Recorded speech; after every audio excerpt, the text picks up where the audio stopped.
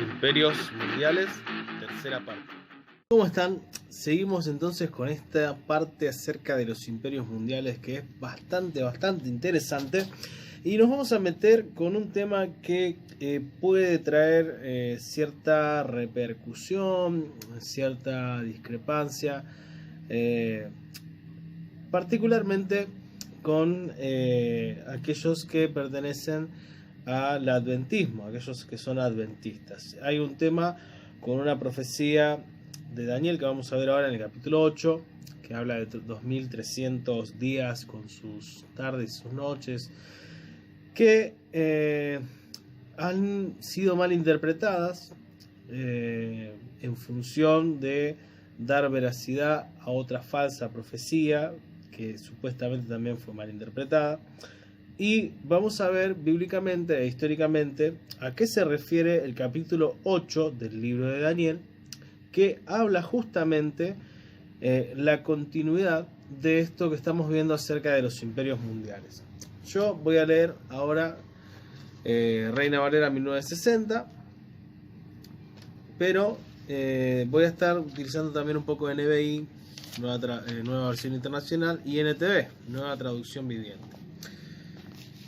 Dice el capítulo 8: en el año tercero del rey Belsasar me apareció una visión a mí, Daniel, después de aquella que me había aparecido antes. Todavía estamos en el imperio babilónico, en tiempo imperio babilónico, ¿sí?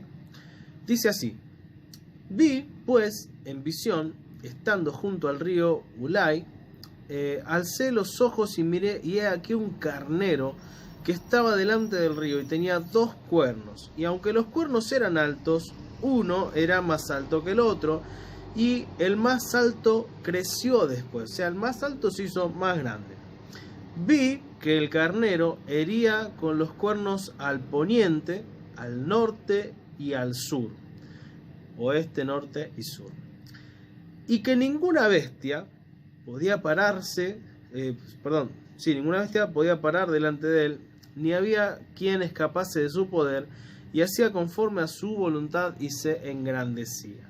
Mientras yo consideraba esto, he aquí un macho cabrío venía del lado del poniente sobre la faz de toda la tierra, sin tocar la tierra, o sea, venía a una velocidad tan alta que parecía no tocar la tierra. Y aquel macho cabrío tenía un cuerno notable, acuérdense esta palabra, cuerno notable, entre sus ojos. Y vino hasta el carnero de 2 cuernos, como yo había visto en la ribera del río, y corrió contra él con la furia de su fuerza, y lo vi que llegó junto al carnero, y se levantó contra él, y lo hirió, y le quebró sus 2 cuernos, y el carnero no tenía fuerzas para pararse delante de él. Lo derribó por tanto en tierra, lo pisoteó, y no hubo quien librase al carnero de su poder, y el macho cabrío se engrandeció sobremanera, pero estando en su mayor fuerza, aquel gran cuerno fue quebrado, y en su lugar salieron otros 4 cuernos notables hacia los 4 vientos del cielo, o también dice hacia los 4 puntos cardinales. Y de uno de ellos salió un cuerno pequeño, que creció mucho al sur y al oriente y hacia la tierra gloriosa, y se engrandeció hasta el ejército del cielo, y parte del ejército de las estrellas echó por tierra y los pisoteó. Aún se engrandeció contra el príncipe de los ejércitos, y por él fue quitado el continuo sacrificio, y el lugar de su santuario fue ejado por tierra, y a causa de la prevaricación le fue entregado el ejército junto con el continuo sacrificio, le fue entregado el ejército junto con el continuo sacrificio, y echó por tierra la verdad, e hizo cuanto quiso, y prosperó. Entonces oía un santo que hablaba, y a otro de los santos que preguntaba a aquel que hablaba: ¿hasta cuándo durará la visión del continuo sacrificio y la prevaricación asoladora, entregando el santuario y el ejército para ser pisoteados? Y él dijo: hasta 2300 tardes y mañanas, luego el santuario será purificado. ¿Cuál es el error de esta profecía según la interpretación adventista? Dicen que esos 2300 días y tardes y mañanas representan en realidad años, y que es una profecía que va desde el año creo que es 457 a.C. hasta 1844, lo que también se conoce como el Gran Chasco, que es una de las predicciones de que decía que se terminaba el mundo, que Cristo venía y no pasó nada. Y ahora vamos a ver por qué no pasó nada, qué es lo que dice la Biblia y qué es lo que dice la historia, porque la Biblia es confirmada por la historia. Las profecías que hablan del futuro son confirmadas por la historia. Justamente Daniel, todavía hablando en el Imperio Babilónico, nos da una serie de enseñanzas de lo que iba a suceder en el tiempo venidero. Dice: y aconteció que mientras yo, Daniel, consideraba la visión y procuraba comprenderla, he aquí se puso delante de mí uno con apariencia de hombre, y oí una voz de hombre entre las riberas del Ulai que gritó y dijo: Gabriel, enseña a este la visión. Vino luego cerca de donde yo estaba, y con su venida me asombré, y me postré sobre mi rostro. Pero él dijo: entiende, hijo de hombre, porque la visión es para el tiempo del fin. Entender acá, visión para el tiempo del fin, con visión para el fin de los tiempos, o para el día final, o para el tiempo postrero, no es lo mismo. Acá está hablando el tiempo del fin, ¿de qué? De ese macho cabrío o ese chivo que derrotó al carnero y que ahora tenía un cuerno pequeño que se había extendido. Mientras él hablaba conmigo, caí dormido en tierra sobre mi rostro, y él me tocó y me hizo estar en pie, y dijo: he aquí, yo te enseñaré lo que ha de venir al fin de la ira, porque eso es para el tiempo del fin. En cuanto al carnero que viste que tenía 2 cuernos, estos son los reyes de Media y de Persia. El macho cabrío es el rey de Grecia. El cuerno grande que tenía entre sus ojos es el rey primero, Alejandro Magno. Y en cuanto al cuerno que fue quebrado y sucedieron 4 en su lugar, significa que 4 reinos se levantarán de esa nación, aunque no con la fuerza de él, del primero. Y al fin del reinado de estos, por eso al fin del tiempo, al fin del reinado de estos, ¿sí?, de este imperio griego, se levantará un rey altivo de rostro, entendido en el enigma, o sea, un rey orgulloso, un rey esotérico, un rey que busca mucho los misterios, la hechicería, la astrología, y su poder, dice, se fortalecerá, mas no con fuerza propia, y causará grandes ruinas, y prosperará, y hará arbitrariamente, y destruirá a los fuertes, y al pueblo de los santos con su sagacidad hará prosperar el engaño en su mano, y en su corazón se engrandecerá, y sin aviso destruirá a muchos, y se levantará contra el príncipe de los príncipes, es decir, hará guerra contra el Señor mismo, pero será quebrantado, aunque no por mano humana. La visión de las tardes y mañanas que se ha referido es verdadera. Tú guarda la visión, porque es para muchos días. Y yo, Daniel, quedé quebrantado, estuve enfermo algunos días, y cuando convalecí atendí los negocios del rey, pero estaba espantado a causa de la visión y no la entendía. ¿Por qué no la entendía? Recordemos que Daniel está viviendo en el Imperio Babilónico. Es impensado para él que toda esa gloria, todo ese esplendor caiga, que se levante otro imperio y que aparezca en escena el rey de Grecia, cuando todavía a esta altura, a lo que estamos viendo acá, en estos años, ni pintaba, ni parecía. O sea, Dios le reveló en el sueño de Nabucodonosor, en la visión de las 4 bestias, lo que iba a pasar, pero no era algo totalmente predecible de decir: ah, mira, ahí está, ese que está ahí es el rey de Grecia que representa el cuerno del macho cabrío. No había forma. Entonces había todo una incertidumbre, una ansiedad por saber qué pasaba esto, y aparte algo que pasaba en su corazón, porque el sacrificio a Dios, el servicio a Dios sería quebrantado, según lo que ellos ejercían por la ley de Moisés, en su culto a Dios sería quebrantado, sería suspendido, y se iba a levantar alguien que iba a hacer guerra contra el pueblo de Dios y que iba a prosperar. Entonces vamos a ir desarrollando un poco esto, ¿sí? Visión del macho cabrío, visión del carnero, visión de la expiación. Vamos a ver un poco de qué se trata todo esto. Lo primero que necesitamos entender es que acá, cuando se está hablando de un cuerno pequeño que se va a levantar, no es el mismo que se habla en el capítulo anterior, en el capítulo 7. Vamos a ver las diferencias. En la visión de las 4 bestias, está viendo Daniel que hay potencias mundiales representadas por bestias inmundas que van a ejercer su dominio sobre la tierra.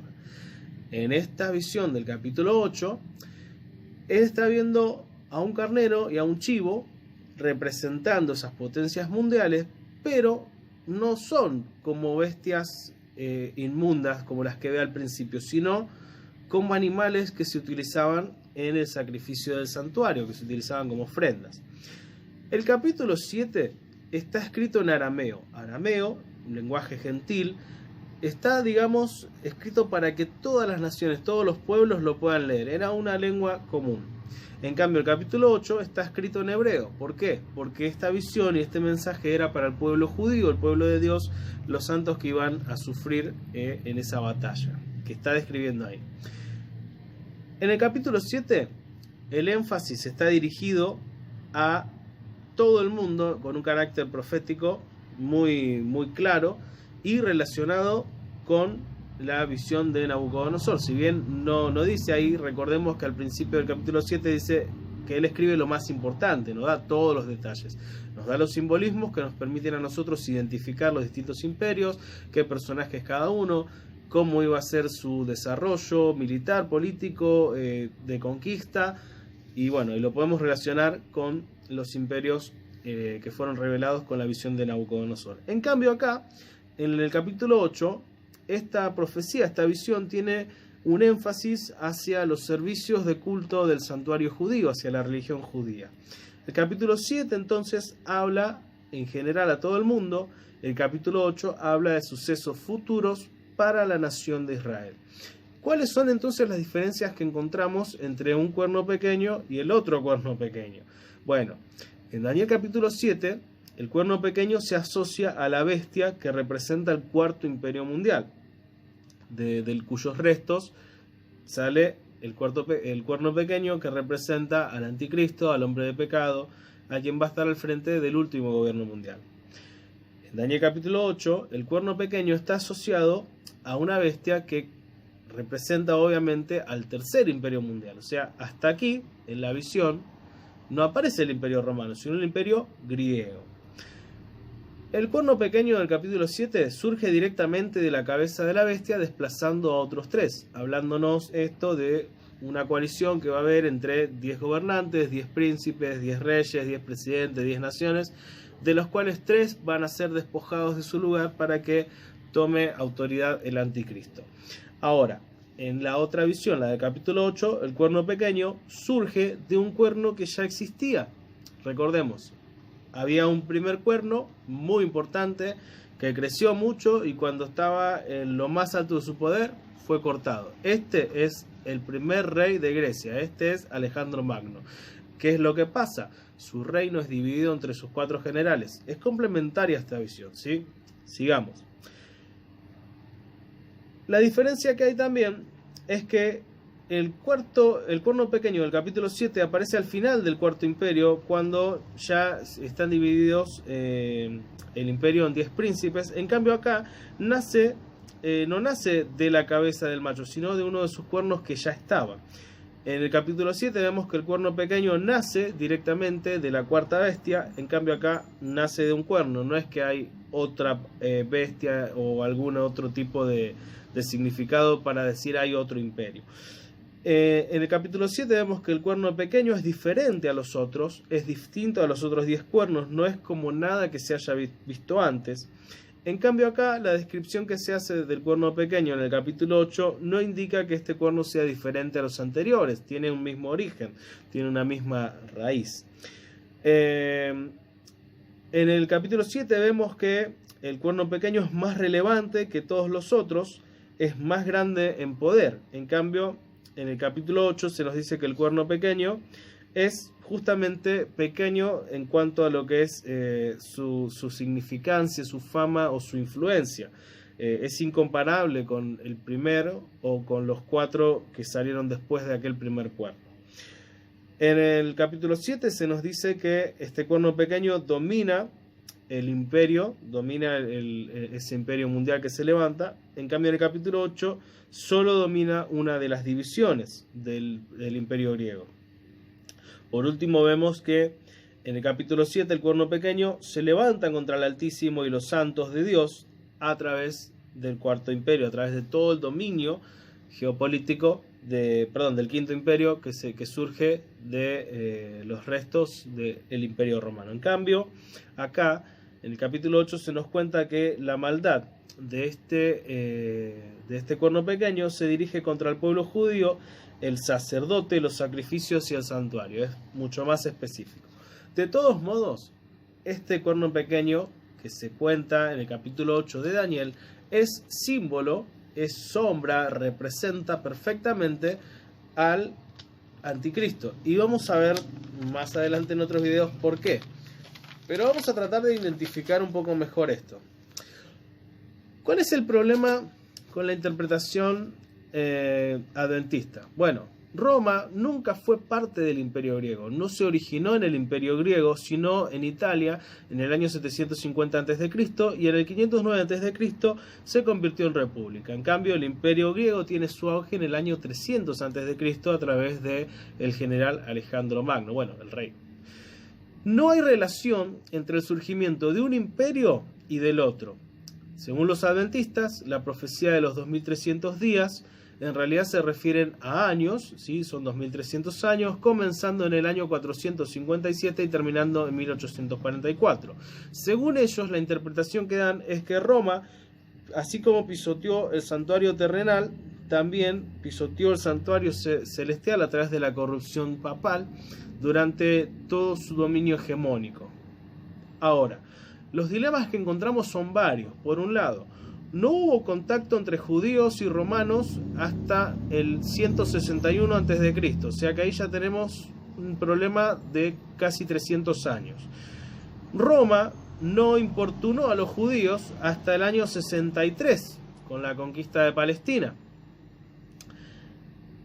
Si la Roma papal es el cuerno pequeño, ¿qué pasó el 22 de octubre de 1844? No pasó nada. Había una profecía que decía que se terminaba el mundo y bueno, como tantas profecías del siglo XIX, que ya viene el fin, y el fin no vino. Y esto se conoce como el gran chasco para algunos. O, bueno, hay otras fechas, en realidad muchas veces dijeron que se terminaba y no se terminó. Porque el día final solo Dios lo sabe. Nosotros tenemos que atender a las señales. Cuando la iglesia ya no esté, cuando empiece la gran tribulación, ahí sí, cuenten 7 años, que son los 7 años de la tribulación, la gran tribulación, y bueno, ahí sí se termina. Pero hasta entonces, la señal, digamos, que está esperando la humanidad y nosotros, de la cual queremos y anhelamos y seremos parte, es el rapto de la iglesia. Pero el rapto de la iglesia no tiene un día definido. Así que bueno, hasta que Dios alcance con su misericordia, esto no va a pasar. Por otro lado, si Roma no detuvo los sacrificios en el año 457 a.C., ¿qué fue lo que pasó? ¿Qué pasó? Daniel capítulo 8 es una visión de acontecimientos que suceden en el tiempo, consecutivos uno atrás del otro. Primero habla de la conquista persa, ¿sí? La conquista persa había, dice, un carnero con un cuerno más grande que otro, como lo vimos anteriormente en la visión de las diferentes bestias, dice un oso que se levantaba más de un lado que del otro. Persia termina conquistando a aquellas naciones con las que se alió primero para derrocar a Babilonia. Luego vemos la conquista de Grecia a través de Alejandro Magno, representado acá por un macho cabrío. Otra vez, disculpen, el perro se volvió un poco loco. Como les decía, la conquista de Grecia está representada por un macho cabrío que venía, dice, a gran velocidad, no tocaba el suelo de la velocidad con la que venía.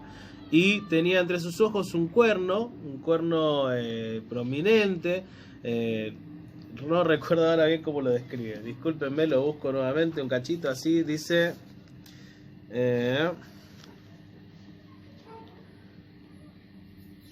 un cuerno notable. Ahí está. Un cuerno notable. Que representa, más adelante en la interpretación de Odisea, al rey de Grecia. Este fue Alejandro Magno, ¿sí? Que a través de su destreza militar logró una conquista y formó un imperio mundial de una manera muy veloz. Esto lo pueden buscar, es historia, ¿sí? Ahora, ¿qué es lo que pasa? Alejandro Magno llega a lo más de lo más, no encuentra más nada que conquistar, no encuentra muchos más motivos para vivir y termina sufriendo adicciones, depresión, muere en adicciones. El imperio entonces se reparte entre sus 4 generales y ahí es cuando se divide el imperio griego. Un heredero de una de estas 4 partes en las que se divide es el que recibe el poder y se extiende hacia el área de Palestina a Jerusalén. Vayamos al tiempo. Año 323 a.C., Alejandro Magno muere. Año 301 a.C., el imperio se divide. El cuerno pequeño que aparece acá en Daniel surge bastantes años después de esta división del imperio y claramente se refiere a un rey y no a un imperio. De hecho, dice el versículo 23 que al final del imperio griego habrá un rey. Lo leo y dice así: hacia el fin de esos reinos, cuando los rebeldes lleguen al colmo de su maldad, surgirá un rey de rostro adusto, maestro de la intriga, que llegará a tener mucho poder, pero no por sí mismo. Ese rey causará impresionantes destrozos y saldrá airoso en todo lo que emprenda, ¿sí? Está hablando al final del imperio griego. Dice también, este análisis nos lleva a ver que los números no dan con la interpretación adventista. Además, en el original, cuando se utiliza la palabra que se refiere a imperios, a dominios o a reinos, en el original está la palabra Malkut o Malkuth, algo así se pronuncia. Y esta palabra habla de reinados, de imperios que dominan gran parte de tierra. Pero cuando se habla de reyes o de gobernantes se usa la palabra Melech. Y cuando aquí, en el original, en hebreo, habla de un rey que se va a levantar al final de esos reinos, dice justamente Melech, se levantará un rey al final de este Malkut, de este imperio mundial, o de esta parte del imperio. Entonces, ¿quién es ese cuerno pequeño que habla Daniel capítulo 8? ¿Qué es lo que representa y qué son los 2300 días? Ese cuerno pequeño es un personaje histórico llamado Antíoco Epífanes. Pueden buscar la historia, pueden verificar todo esto, es historia. Antíoco Epífanes tuvo un reino que se centraba en Siria, al norte de Israel. Este rey combatió hacia el sur, combatió contra Ptolomeo Filemetor, no sé cómo se pronuncia, disculpen mi ignorancia, en Egipto, y puso en sitio a Alejandría. Este rey, de hecho, pudo haber sometido al país, pero los romanos fueron quienes ahí empiezan a aparecer en la historia y restringen su avance enviando al embajador Pompilio.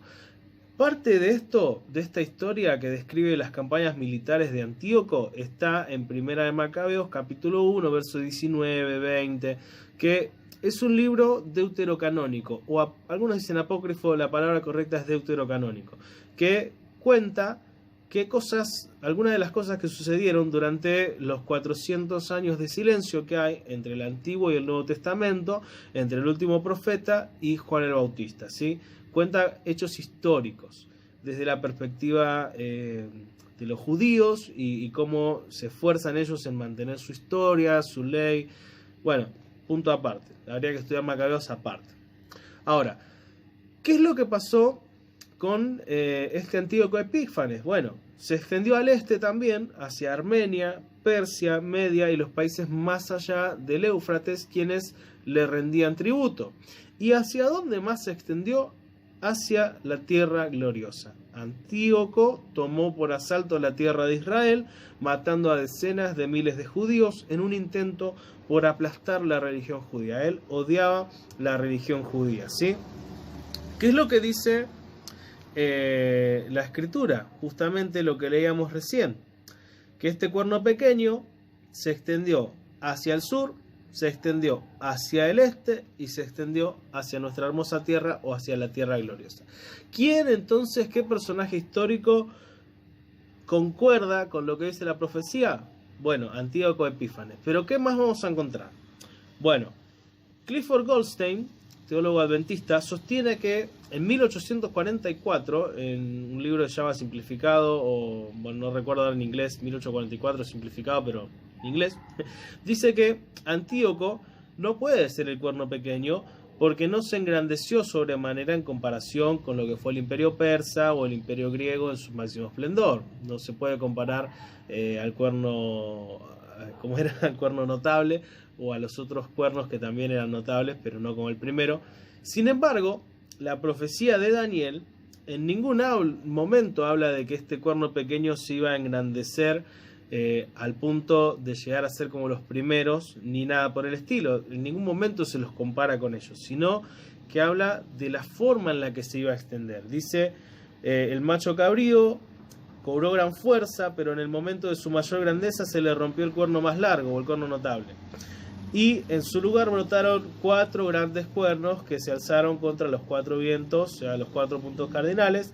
De uno de ellos salió otro cuerno pequeño, al principio, que extendió su poder hacia el sur, hacia el este y también hacia nuestra hermosa tierra.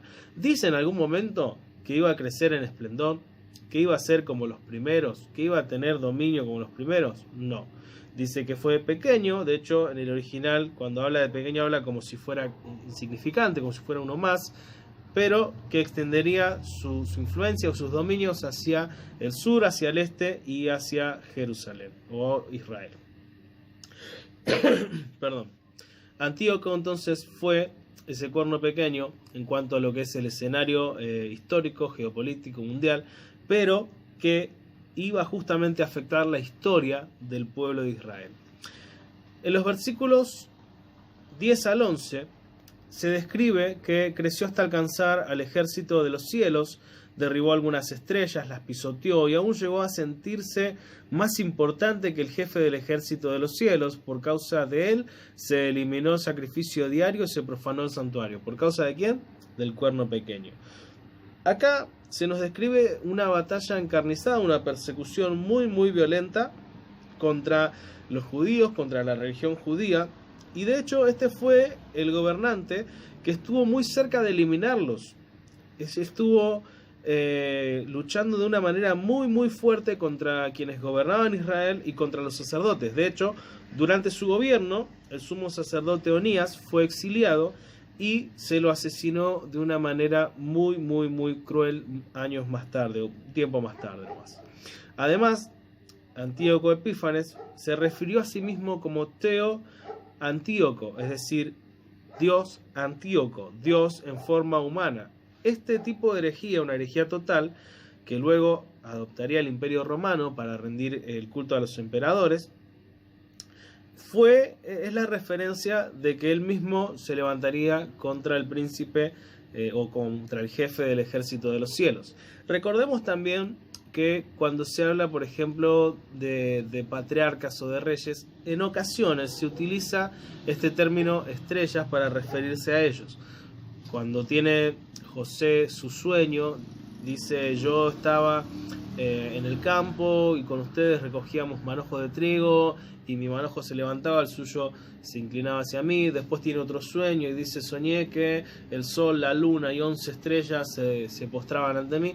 Entonces, cuando está hablando de estrellas, no está hablando de seres celestiales ni de estrellas en sí mismo acá, sino que se está refiriendo a que iba a derribar a todos aquellos que tenían alguna condición importante dentro del pueblo de Israel, y se iba a levantar también contra el sumo sacerdote y contra todo lo que era el culto judío. Además, este fue el hombre que prohibió el continuo sacrificio y que profanó el templo. Primera de Macabeos, capítulo 1, verso 21. Bueno, todo este libro habla de este tema. En su arrogancia, dice el verso 21, entró al santuario y quitó el altar de oro y el candelero y todo el mobiliario. Tras 2 años de una situación así, de persecución muy fuerte, las cosas se empeoraron. Y dice en los versículos 37 al 39 de este capítulo 1, no está completo, ¿no? Pero lo pueden buscar. Derramaron sangre inocente por todo el santuario, profanaron el santuario. De hecho, cuenta la historia que este hombre entró quitó el mobiliario, levantó allí, no recuerdo si era una estatua para adorar a Zeus o al sol, y comenzó a sacrificar cerdos, que es algo totalmente repudiable para los judíos, ¿sí? Es un animal inmundo. Este hombre tenía en su corazón el deseo de exterminar el judaísmo y que todo Palestina acepte su religión bajo pena de muerte. Él quería ser adorado como Dios. Daniel capítulo 8 versículo 12 nos dice que por la rebeldía de nuestro pueblo, su ejército echó por tierra la verdad y quitó el sacrificio diario. En fin, ese cuerno hizo y deshizo. ¿Por qué vendrían estas calamidades al pueblo de Israel? Por el pecado, por la desobediencia. Entonces, cuando Daniel tiene todas estas visiones, queda como, wow, ¿qué va a pasar con mi pueblo? Porque esto va a pasar. Muchos años después yo no voy a estar, pero ¿qué es lo que va a pasar? Entonces, cuando escribe la visión, lo escribe no en arameo, sino en hebreo. Y es un mensaje para que las generaciones futuras reciban aliento al enfrentarse a esto que iba a suceder. De hecho, Antíoco Epífanes elevó un gimnasio junto al santuario y provocó así la helenización de los jóvenes judíos, entre ellos muchos de los sacerdotes, que comenzaron a dejar a un lado su cultura, comenzaron a dejar a un lado su lengua, comenzaron a hablar griego. De aquí es de donde surgen más adelante los saduceos, los esenios, quienes buscaban tener el favor del gobierno, el favor de aquellos que estaban en el poder y eran capaces de, por así decirlo en criollo, transar algunas tradiciones y parte de la ley con tal de quedar bien con aquellos que estaban en el poder. Fue una corrupción terrible, pero en medio de todo eso, Dios le promete que aquel que iba a hacer todas estas cosas sería destruido. ¿Por qué esta visión? Porque así como esto sucedió en la historia, hacia el fin de los tiempos, alguien de una manera muy similar se levantará, por eso es figura del anticristo, y hará exactamente lo mismo. En Apocalipsis vamos a ver los próximos videos cuando veamos quién es o cómo surge Satanás, quién es el anticristo, el falso profeta. Vamos a estar analizando estas mismas cosas, por eso era importante aclarar.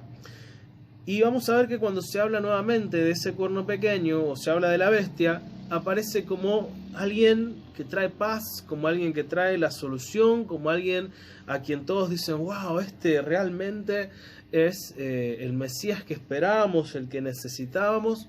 Y a los 3 años y medio vendrán muchos problemas, vendrá la peor persecución sobre el pueblo de Israel y entonces reconocerán justamente que Jesús es el Mesías y bueno, y lo malo que ellos han hecho. Dice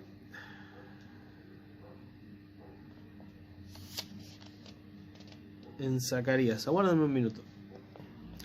Zacarías 12:10 dice: y derramaré sobre la casa de David y sobre los moradores de Jerusalén espíritu de gracia y de oración.